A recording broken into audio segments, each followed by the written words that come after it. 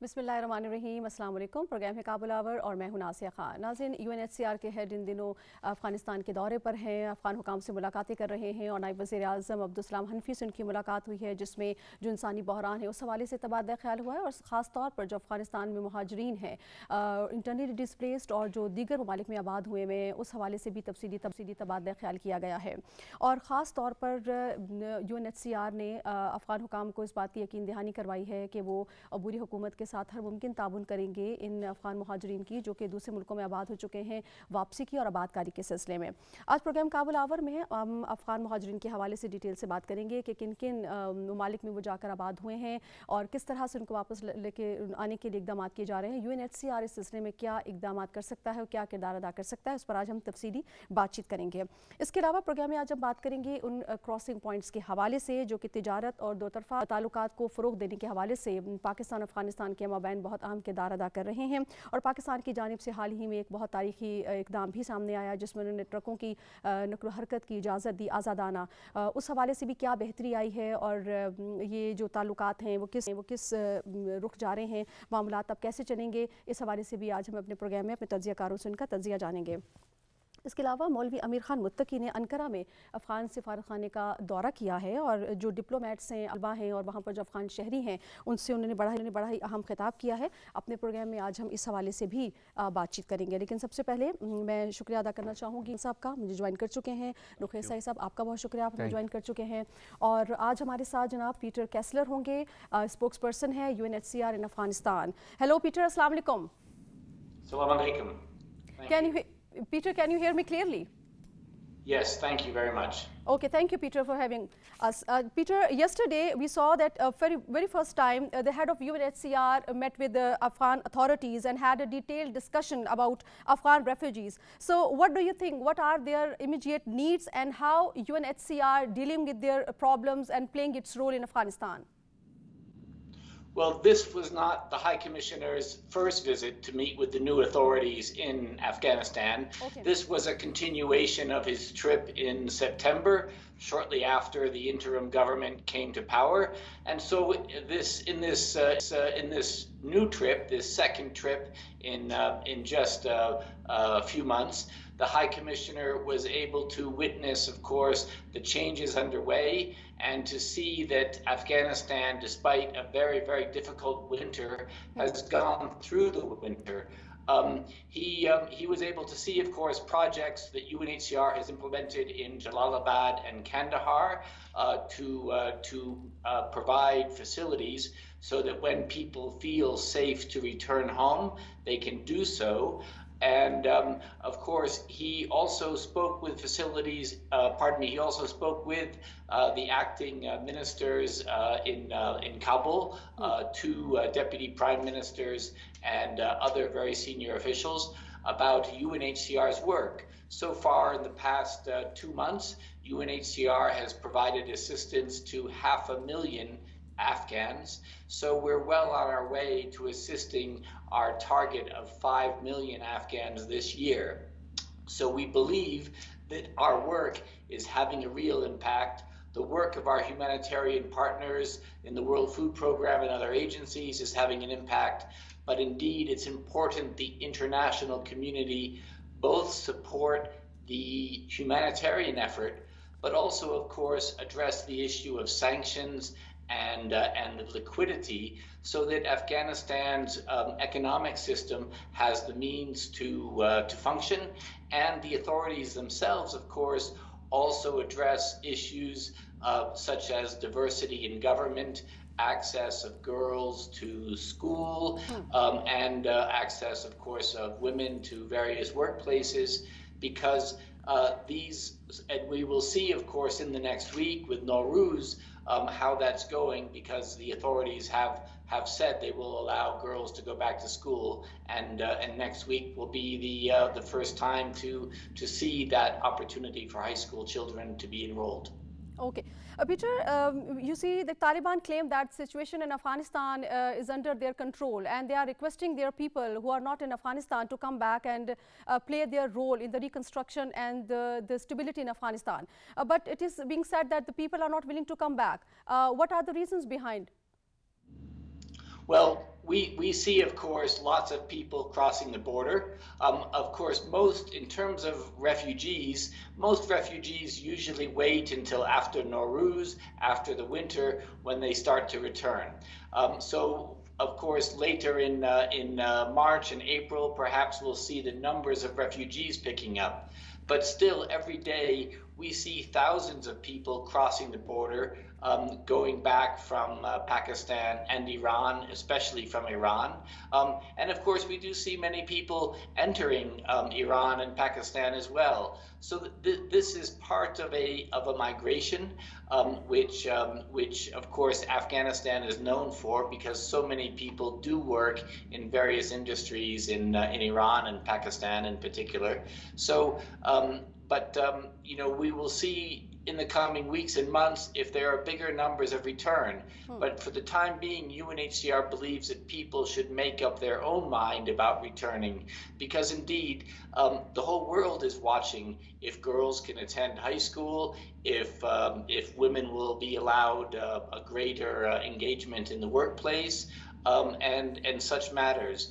But the Taliban authorities have been working to provide security, and the UN and my colleagues, we're able to go to areas of the country that we haven't been to in 16 years, like Lashkar Gah, Paktika, Khost. So we have access that we haven't had in more than a decade, and that's a very positive step on the part of the authorities. Okay.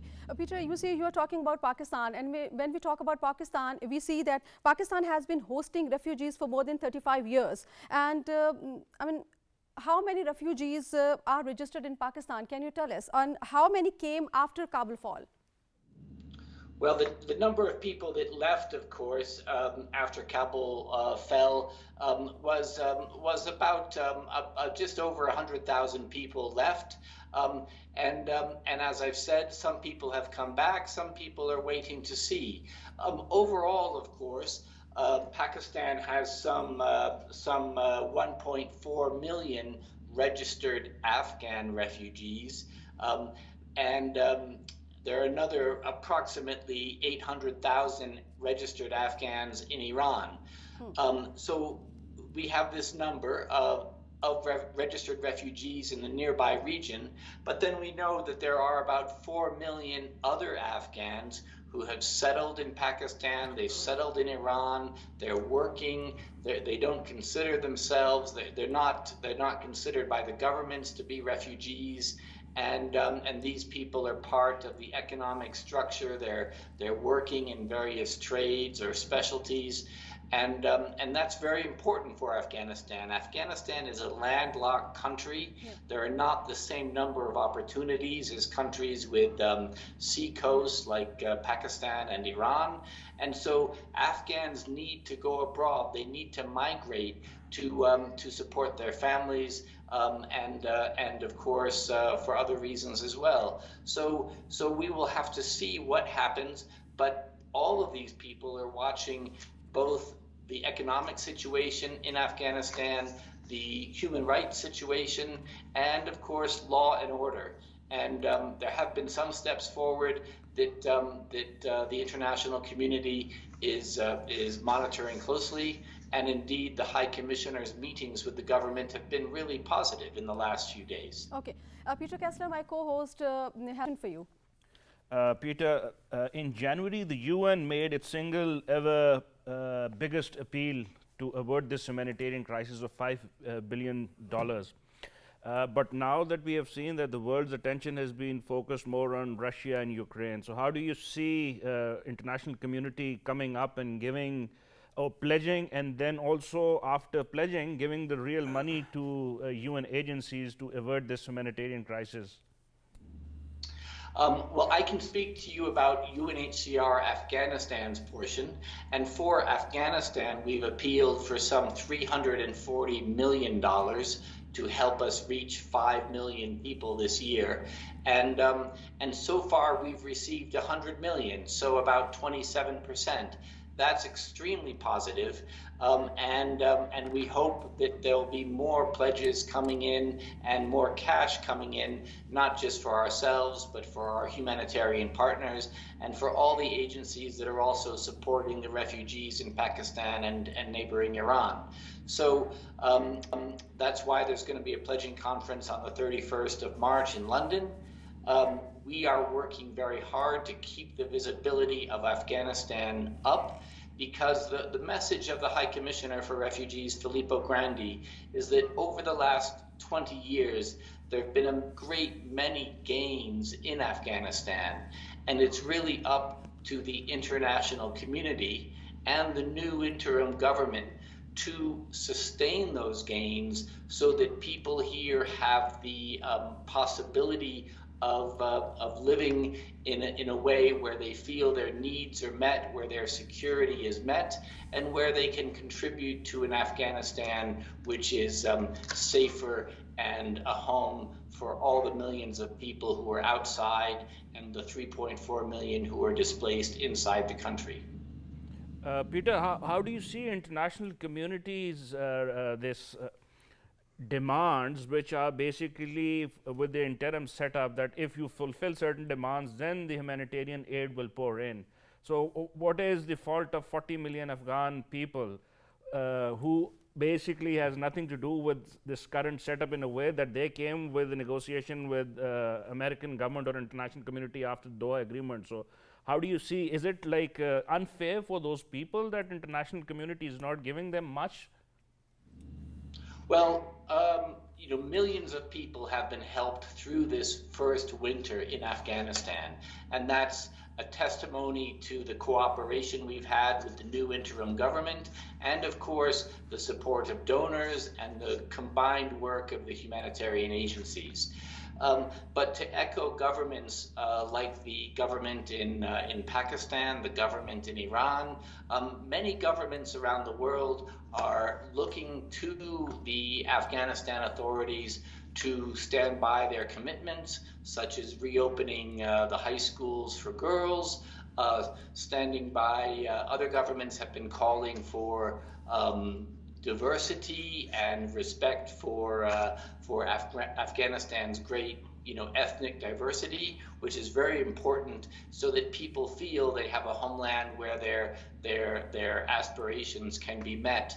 And so the Afghan authorities, in a very positive way, have listened to the diplomats. They met last weekend at the Antalya Forum in Turkey. They've listened, of course, to High Commissioner Filippo Grandi in his meetings this week, and they're very keenly listening to the concerns that have been brought forward by Mrs. Michelle Bachelet, the UN High Commissioner for Human Rights, and the Special Representative Deborah Lyons. So there's a big engagement underway. The Afghan authorities are aware of the concerns in Tehran, in Islamabad, and the wider international community, and they're listening. And that's a big step in any government, to listen to others. Okay, Peter Kessler, my last question to you is, how do you see the dealing of Afghan authorities working with the UN agencies or the organizations working in Afghanistan? I mean, are they cooperative, they are easygoing, they're facilitating these agencies or organizations over there? Well, UNHCR and our partners, we have access to parts of Afghanistan that we haven't been to in 14 years. So a level of cooperation and security on the ground is present that we haven't witnessed in a long time, and that's extremely positive. The Afghan authorities are keen to get aid into all areas. They're keen to demonstrate that there is security for humanitarian workers, and we are increasingly sending our staff into remote areas of Khost, of Paktika, of Lashkar Gah, of so many regions that we haven't been able to reach in the past. So these are steps forward, and it's also going to be important that the Afghan people feel that their rights, their human rights, their access to education, their access to employment is recognized. And we want to see that the declarations made by the authorities in Kabul are also echoed and implemented in the field, because that's been one of the concerns. we want our women aid workers to be able to work in the field, and still in some areas there have been some issues where they haven't been able to. And so all of the humanitarian agencies and other agencies want to be able to see that their staff can work in remote areas, can reach the people in need, because of course many people in need are women, and they're more comfortable talking to a woman. Okay, thank you so very much, Petra Kessler. Pleasure to have you. नोखे साहब, UNHCR की जो सरबराह ने मुलाकात की नायब वज़ीर-ए-आज़म से अब्दुल हनफी से, और जिस तरह से उन्होंने बताया कि महाजरीन के हवाले से काफ़ी डिटेल डिस्कशन हुई है, जो इंटरनल डिस्प्लेस हैं और इंसानी बहरान के हवाले से भी। आप क्या समझते हैं, अगर अफ़गानिस्तान में मौशी इस्तेहकाम आता है, इक़्तिसादी तौर पर वहाँ पर बेहतरी होती है, तो ये जो महाजरीन गए हैं ये वापस आएंगे? जी बिल्कुल, डेफिनेटली। देखें, अभी तक जो कुछ रिपोर्ट्स हैं कि 1,76,000 जो ख़ानदान हैं वो वापस आए हैं। इसके जो अभी रिसेंट ये जो अभी पीस उधर हुआ है अफ़गानिस्तान में, तो यानी जिस तरह डेफिनेटली हर दुनिया में हर फर्द जो है वो अपने घर को वापस जाना चाह रहा है, और स्पेशली ये जो लोग 35 साल से, मेरा इनकी दूसरी तीसरी नस्ल जो है वो रेफ्यूजी कैंप्स में होंगी, तो डेफिनेटली अगर अफ़गानिस्तान में जिस तरह ये ख़ुद भी फरमा रहे थे कि हमें जिस तरह एक्सेस मिल रही है और जो पिछले 14 साल में हमें नहीं मिली, और पीसफुली हम वहाँ पे डिफरेंट एरियाज़ में जा रहे हैं, लोगों से मिल रहे हैं, काम कर रहे हैं, तो मेरे ख्याल है होपफुली जिस तरह इन्होंने खुद भी कहा कि $340 मिलियन की इन्होंने अपील की है, जो पहले 3 माह में इनको $100 मिलियन जो हैं वो अभी तक रिसीव हो चुके हैं, तो मेरे ख्याल है आने वाले दिनों में डेफिनेटली जिस तरह UNCHR के जो हाई कमिश्नर बाय इंसानी हकूक़ हैं, जिस तरह इनकी विज़िट्स रहे और जिस तरह इनकी इंगेजमेंट्स हमने देखी, तो बड़े एक्टिवली रोल प्ले कर रहे हैं, और उन्होंने बिल्कुल दुनिया के एक दफ़ा दोबारा जो है तो जो मबजूल करवाई अफ़गानिस्तान का जो ह्यूमैनिटेरियन क्राइसिस है, अफ़गानिस्तान का रेफ्यूजी क्राइसिस की तरफ,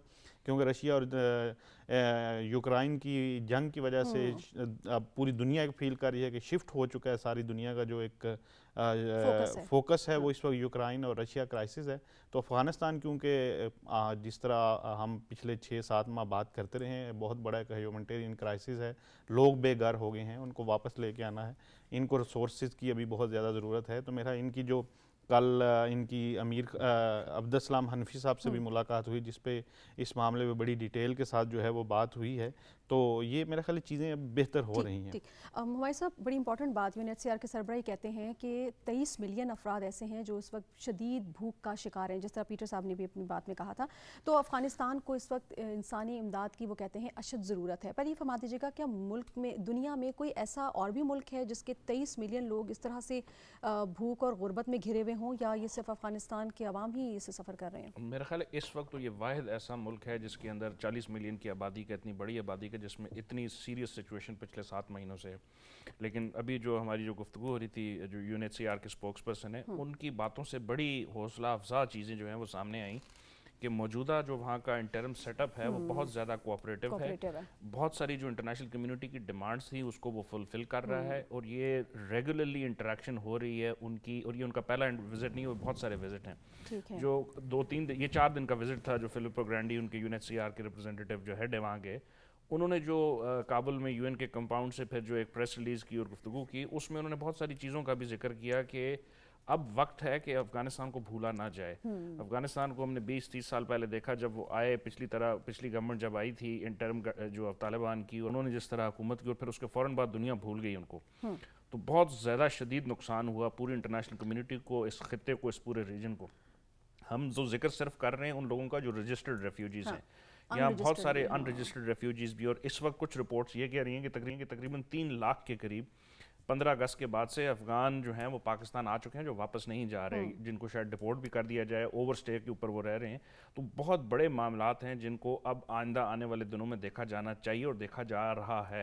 लेकिन इंटरनेशनल कम्युनिटी जो है, जिस तरह नौखेर साहब कह रहे थे, उनकी तवज्जो शायद जो है वो दूसरे इशूज़ की तरफ ज़्यादा हो रही है, तो इसलिए बार बार UN के मुख्तलिफ इदारे डिमांड कर रहे हैं कम्युनिटी से, इंटरनेशनल कम्युनिटी से, कि अफ़गानिस्तान को प्लीज़ खुदारा मत भूलिएगा, अदरवाइज़ ये बहुत बड़ा कैटास्ट्रोफी हो सकती है, ना सिर्फ पाकिस्तान के लिए बल्कि पूरे खत्ते और बल्कि पूरी दुनिया के लिए। बिल्कुल ठीक।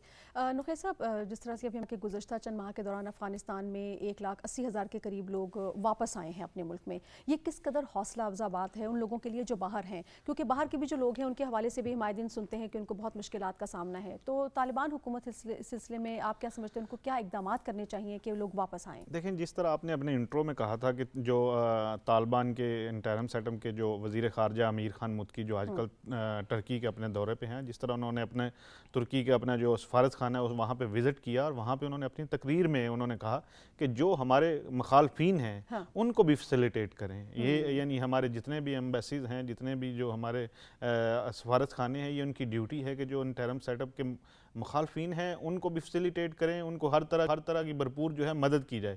تو میرا اس طرح کے رد عمل, اس طرح کی سٹیٹمنٹس, اس طرح کی جو آ رہی ہے افغانستان کی عبوری حکومت سے, یہ بڑی حوصلہ افزا ہے. اور ڈیفینیٹلی جو لوگ باہر بیٹھے ہیں, جو برین ڈرین کی ہم بات کرتے ہیں, جو ویکیشن کے بعد وہاں سے چلا گیا تھا, جس کا ذکر متقی صاحب ایگزیکٹلی, یعنی یہ ان کی اگر یہ ان میں سے 50% یہ لوگ اگلے 1-1.5 سال میں واپس لے آنے میں کامیاب ہو جاتے تو ان کی ریڑھ کی ہڈی کی وہ حیثیت رکھتے ہیں.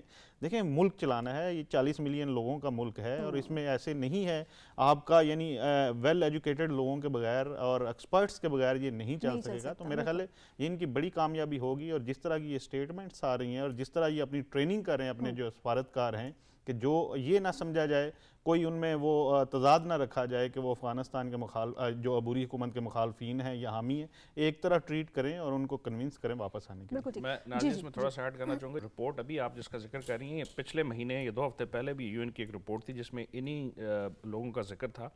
اس میں تقریباً اس وقت کی جو رپورٹ تھی 1,20,000 کے قریب ذکر تھا, اور اس میں سے 1 لاکھ سے زیادہ سے لوگ وہ تھے جو ایران سے واپس آئے ہیں.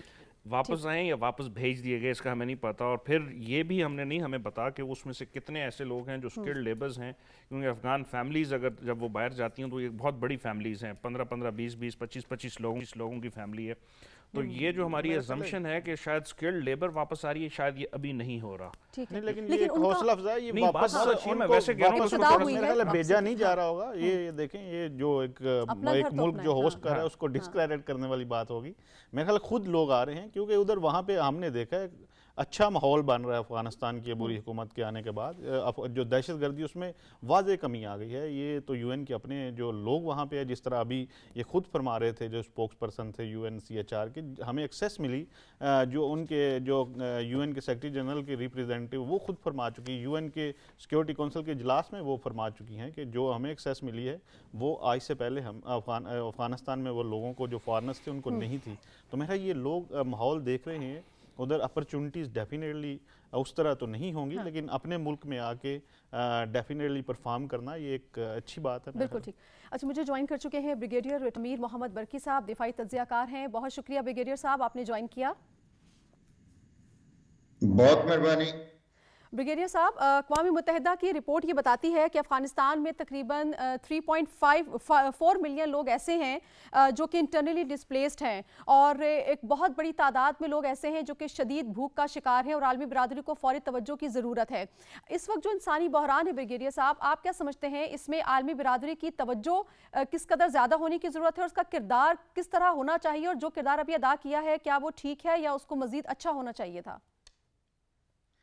Thank you very much. یہ بہت بڑا المیہ ہے کہ جب نیٹو فورسز امریکنز 2001 میں افغانستان میں آئے, اس وقت افغانستان کی کیا صورتحال تھی, اور آج جب چھوڑ کے گئے پچھلے سال تو اس وقت کیا صورتحال تھی.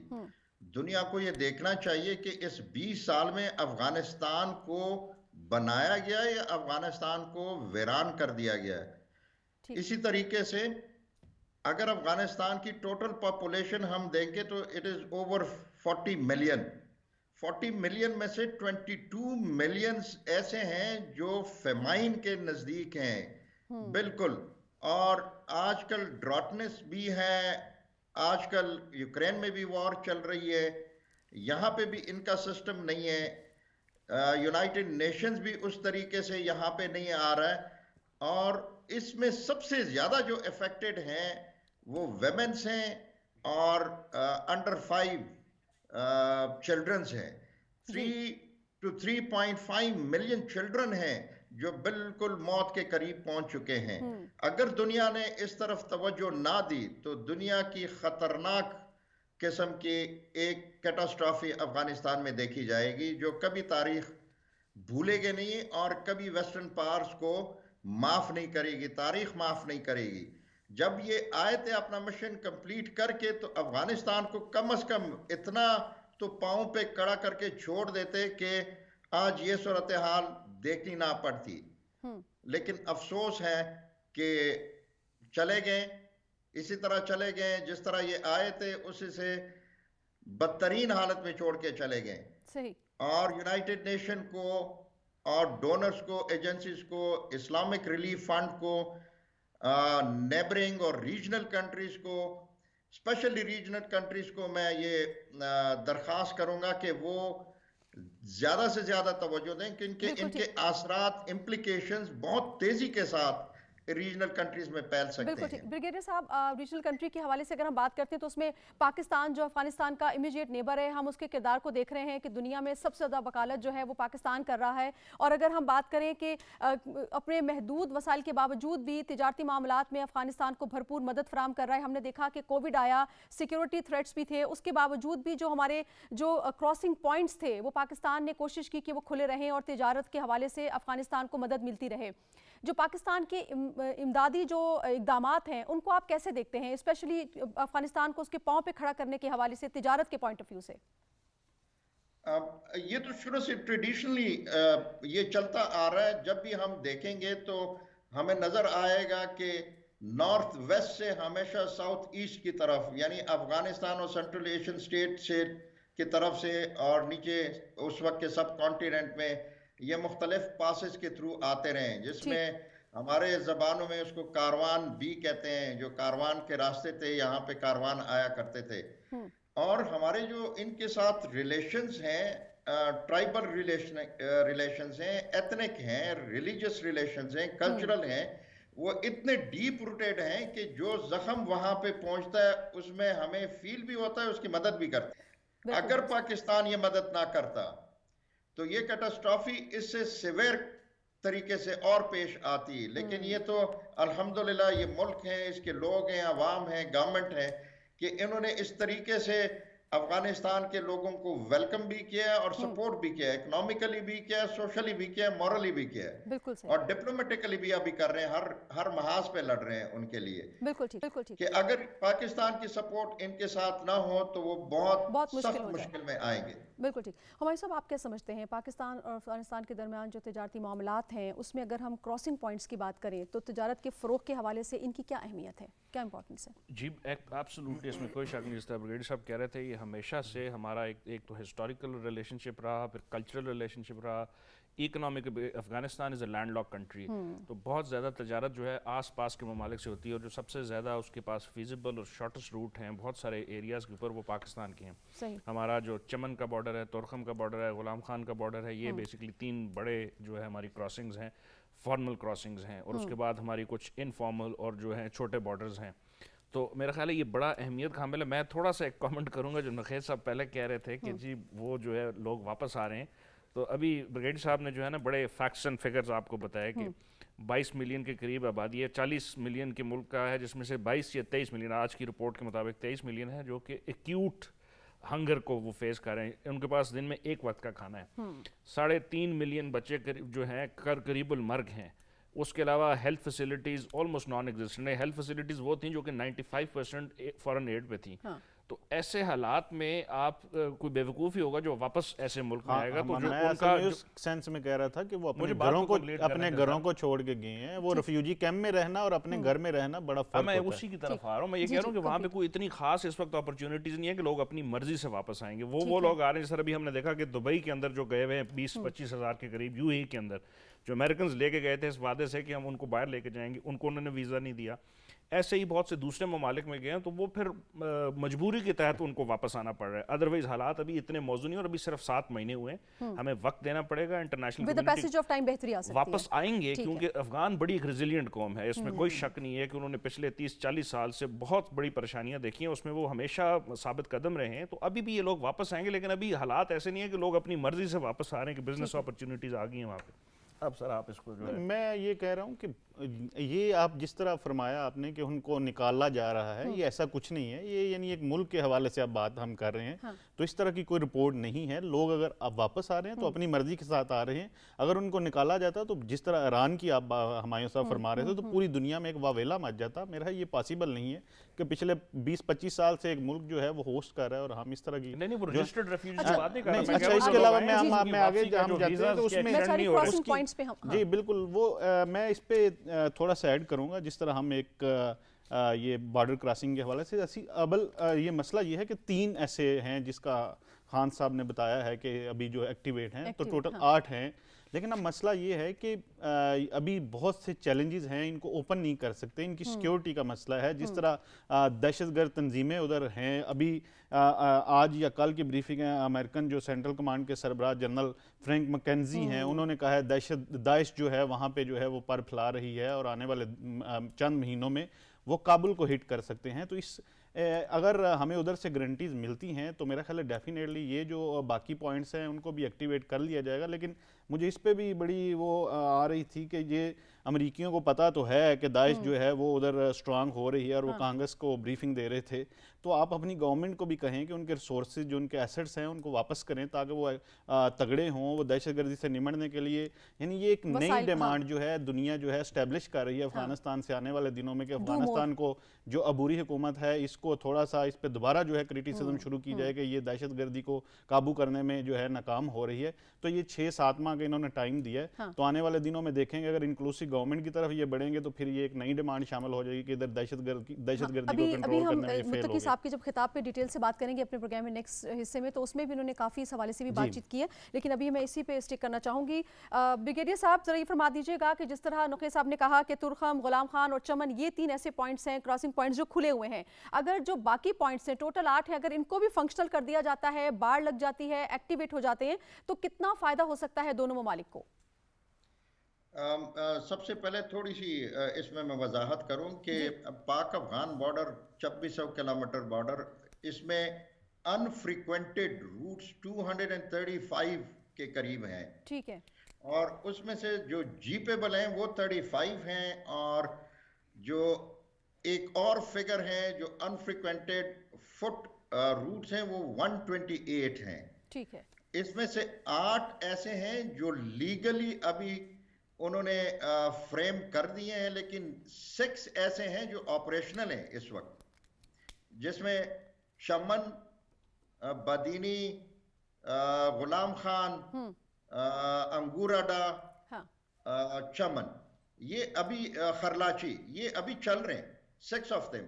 لیکن کبھی کبھی ان میں تھوڑا بہت ٹائم فیکٹر کے حساب سے سیکیورٹی ریزنز کی وجہ سے کبھی کبھی بند ہو جاتے ہیں فار ڈفرنٹ ریزنز, لیکن دے آل آر ایکوپڈ اور یہ رن کر رہے ہیں. یہ اس لیے بھی امپورٹنٹ ہے کیونکہ پہلے جب فگرز آیا کرتی تھی اٹ واز اباؤٹ 40 سے 50 ہزار لوگ یہ وداؤٹ ویزا یہ پاکستان اور افغانستان کا فلو اور انفلو تھا. اور ابھی اس سب کو ریگولیٹ کرنا اٹ ول ٹیک ٹائم, اور یہ مائنڈ سیٹ کریٹ کرنا کہ Afghanistan is under country and Pakistan is under country. پہلے تو جب یہ فینس نہیں تھا, چیک پوائنٹس نہیں تھے, تو اس وقت یہ موومنٹ ہوتی رہتی تھی. لیکن ابھی ان موومنٹس کو چینلائز کر دیا گیا, ڈاکومنٹڈ ہو گیا, اور مختلف ان کے لیے اور بھی پوائنٹس کھولیں گے, انکریز کریں گے, because they are very less اس حساب سے. تو ہوپ فلی کہ دونوں اقوام, کیونکہ دونوں سائٹس پہ جو ٹرائبس ہیں وہ ایک ہی ایتھنیسٹی کے ہیں. جس طرح غلام خان میں اکراس اینڈ دس سائڈ وہ وزیر ٹرائب ہے, چمن میں دیکھیں تو کاکڑ ہیں, اچکزئی ہیں دونوں سائڈ پہ, نورزئی, اچکزئی اور کاکڑ دونوں سائڈ پہ رہتے ہیں. تو اسی طریقے سے ان کے موومنٹ کو ایزی بھی بنانا ہے اور ساتھ ساتھ چینلائز اینڈ کنٹرول بھی کرنا ہے. تو دونوں کے لیے بہتر ہے تاکہ سیکیورٹی سچویشن کو سٹیبلائز کر سکیں. بالکل ٹھیک, سیکیورٹی سچویشن کو سٹیبلائز کر سکیں. بالکل ٹھیک. ہمارے صاحب میں آپ کی طرف آؤں گی. کہا جاتا ہے کہ افغانستان جو ہے دنیا میں 7ویں نمبر پہ بڑا ملک ہے جو ایکسپورٹ کرتا ہے.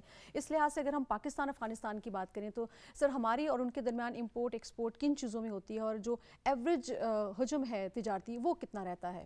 ہمارا جب سے یہ حکومت آئی ہے اس میں تو کچھ کمی آ گئی ہے امپورٹ اور ایکسپورٹ کی. اگر ہم فگر کی بات کریں, ہماری جو فارمل ٹریڈ تھی وہ تقریباً $1 بلین تک گئی تھی, اور ان فارمل جو ٹریڈ ہے جس طرح بریگیڈیئر صاحب نے بھی ذکر کیا کہ 235 کے قریب انفریکوینٹلی کچھ جیپیبل ٹرپس ہیں, اور اس کے علاوہ بہت زیادہ جو ہے وہ گڈز کا جو ہے تبادلہ ان آفیشلی ہوتا ہے جس کو آپ اللیگل ٹریڈ بھی کہہ سکتے ہیں, تو اس کی اٹس ناٹ اکاؤنٹڈ فار. لیکن اب چونکہ ہم فینسنگ کا بھی ہم نے شروع کر دیا, 94% کے قریب ہو چکی ہے, اور اب ہم چاہ رہے ہیں کہ بارڈر مینجمنٹ جو کہ بڑے عرصے سے پاکستان آرمی اور ہمارے جو ادھر کے ادارے ہیں, رینجرز جو پیراملٹری فورسز ہیں, اور مل کے جو ہے امیگریشن کے ادارے افغانستان کے ساتھ ملیں, تو میرا خیال ہے اس ٹریڈ کا پوٹینشیل بڑا ہے. وہاں سے ہم جو ہے فروٹس کی جو ہے بہت جلدی جو ہے وہ ایزیلی یہاں پہ آ سکتی ہے, غذائی بہت ساری چیزیں جو آ سکتی ہیں. پاکستان سے سیمنٹ وہاں پہ جا رہا ہے, پاکستان سے جو ہے اور کھانے پینے کی تقریباً 16 پہلے چیزیں تھیں, اب 18 کے قریب جو ہے وہ پیرشیبل اور ان پیرشیبل جو ہے وہ گڈز جو ہے ہم وہ کر رہے ہیں, اور ڈیوٹی فری کر دی ہے پاکستان نے پرٹیکولرلی 15 اگست کے بعد سے. اور وہ اس وقت اس لیے ہے کہ وہ جو ہیومینیٹیرین کرائسس ہے اس کو کنٹرول کرنے کے لیے. تو اور اس کے بعد جو ایک اور کانسیپٹ ہے بہت بڑا, وہ ساؤتھ ایشیا اور سینٹرل ایشیا کنیکٹیوٹی کا ہے, کہ اگر افغانستان کے حالات بہتر ہو جاتے ہیں اور اس کو انٹرنیشنل ریکگنیشن مل جاتی ہے, آلدو ابھی ہم اس وقت ٹرانزٹ ٹریڈ کے تھرو بھی کر رہے ہیں, اس کے علاوہ ہم بارٹر ٹریڈ کے تھرو ہمارا ایگریمنٹ جو ہے آلموسٹ سائن ہونے والا ہے, ٹریڈ انکریز کرے گی. لیکن اگر Afghan banking system international community کا حصہ بن جاتا ہے, انٹرنیشنل فائنینشیل انسٹیٹیوشن کا, تو پھر بہت زیادہ جو ہے پوٹینشیل ہے افغانستان سے وایا پاکستان ٹریڈ کا. پھر ہم پچھلے چند سالوں سے گفتگو کر رہے ہیں کہ ہم سی پیک کو بھی ایکسٹینڈ کریں افغانستان کے اندر. تو پاکستان میں ایک بہت بڑی لیبر ہے, پاکستان کی بہت بڑی انڈرسٹینڈنگ ہے افغانستان کے بارے میں, تو جو انٹرنیشنل کمیونٹی پرٹیکولرلی چائنیز ہے, اگر وہ انویسٹ کرنا چاہیں تو ود ہیلپ آف پاکستان ہم اس کو ایکسٹینڈ کر کے کر سکتے ہیں. تو یہ بہت زیادہ اپرچونیٹیز ہیں. لیکن دیکھنا یہ ہے کہ یہ جو ریکگنیشن کا معاملہ ہے یہ کتنا جلدی حل ہوتا ہے. اس کے حل ہونے کے ساتھ آپ دیکھیں گے کہ آئندہ آنے والے سال 2-3 سالوں کے اندر بہت زیادہ بہتری کی توقع ہے. بالکل ٹھیک. نوخیل صاحب, جو حال ہی میں پاکستان, اگر کچھ ایڈ کرنا چاہ رہے ہیں وہ آپ کیجیے گا, حال ہی میں جو پاکستان نے تاریخی اقدام اٹھایا ہے ٹرکوں کی آزادانہ نقل و حرکت کے حوالے سے, کتنا فائدہ آپ دیکھتے ہیں آنے والے وقت میں؟ آئی گیس 21 تاریخ سے وہ فنکشنل ہوگا. جی بالکل, ڈیفینیٹلی یہ ایک بہت بڑی اپرچونٹی ہوگی دونوں اطراف کے جو تاجر برادری ہے اور جو ہماری ٹریڈ ہے وہ بوسٹ کرے گی. اور پھر جو سینٹرل ایشین کنٹری, اس دن بھی میں نے آپ کو بتایا کہ کچھ کسٹم آفیشلز نے ہمارے کچھ ٹرکس تھے جو ازبکستان سے افغانستان کے تھرو جو ہیں وہ ان کو انہوں نے ریسیو کیا تھا.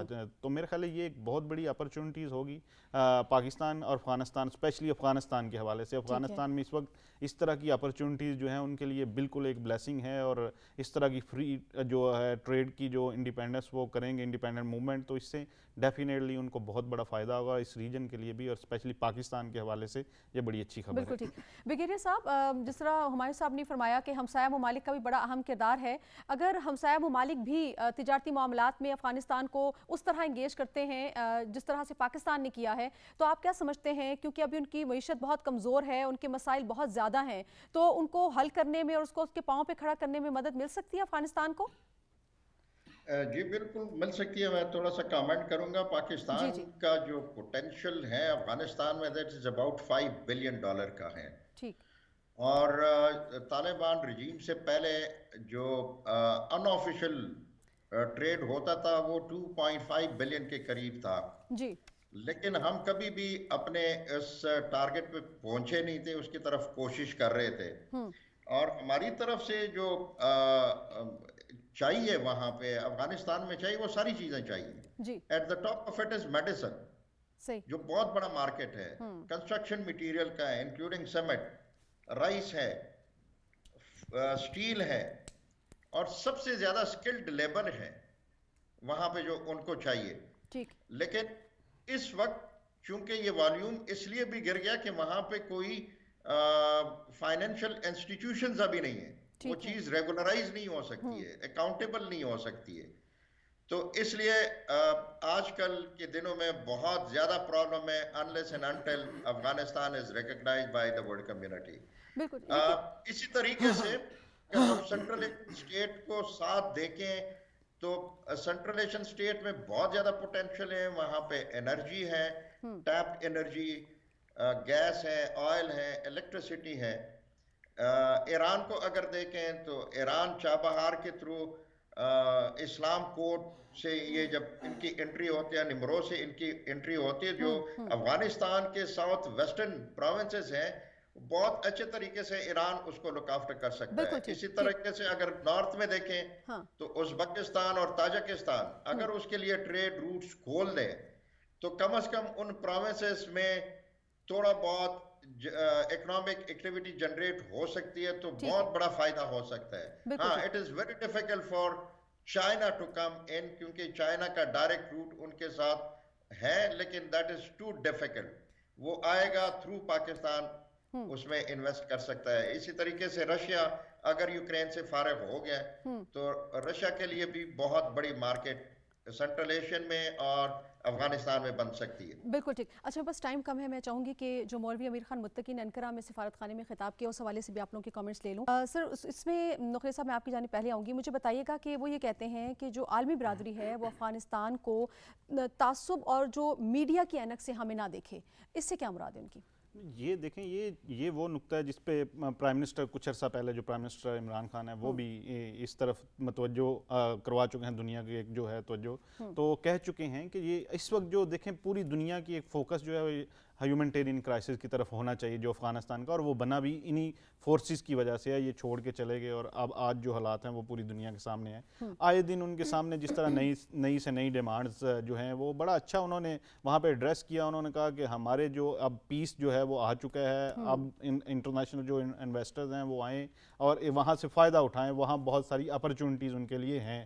یہ اس طرح کی انہوں نے باتیں کی. پھر انہوں نے کہا کہ یعنی بہت ساری جو قوتیں تھیں, جو سابق حکومتیں تھیں, وہ ان کے تھرو ہم سے اپنے مطالبات منوانا چاہ رہی تھیں. پھر انہوں نے کہا کہ یہ برین ڈرین جو ہیں افغانستان کو جو ہے ڈیسٹیبلائز کرنے کے لیے یہ اپنے ساتھ لے گئے ہیں یا ان کو کنونس کیا کہ وہ افغانستان سے چلے جائیں. تو یہ وہ باتیں تھیں, ایک دنیا کو میسیج دینا شروع کر دیا ہے افغانستان کے جو انٹرم سیٹم کے جو وزیر خارجہ ہیں.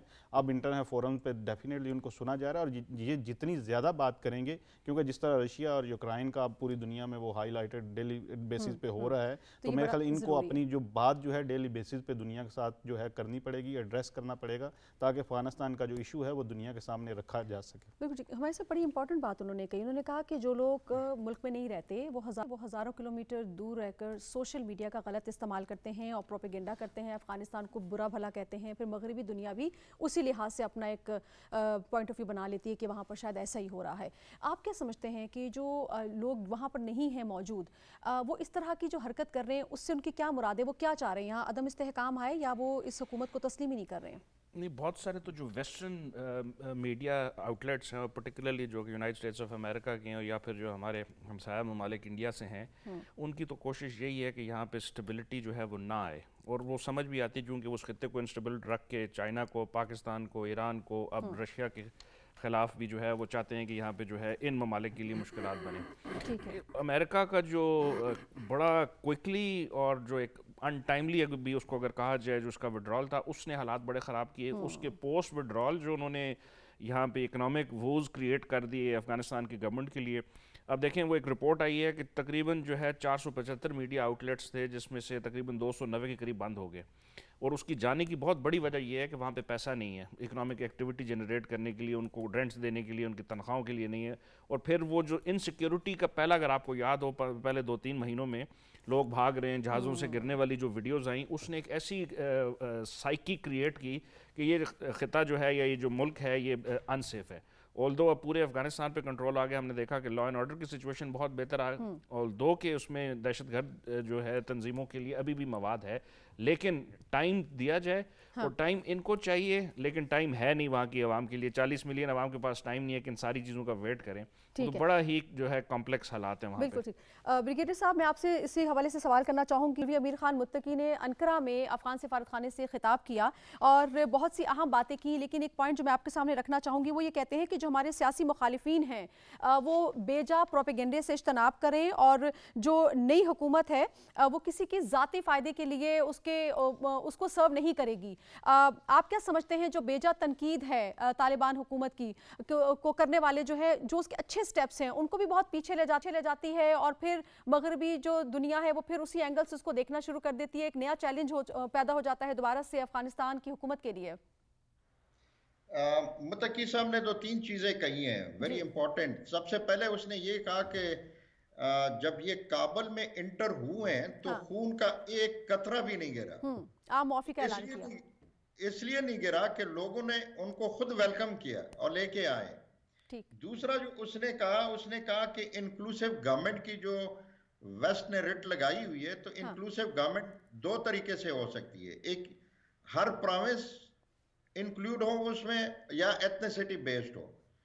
تو افغانستان کے اس وقت کے گورنمنٹ میں وہ بتا رہا تھا کہ اس میں ہر پروونس کے لوگ بھی شامل ہیں اور ساتھ ہر ایتھنیسٹی کے لوگ بھی شامل ہیں.